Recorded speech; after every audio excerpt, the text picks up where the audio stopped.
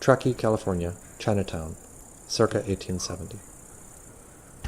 In 1870, more than a quarter of the population of Truckee was Chinese American, and a bustling Chinatown included 11 groceries, as well as tea shops, doctors' offices, gardens, and a bathhouse.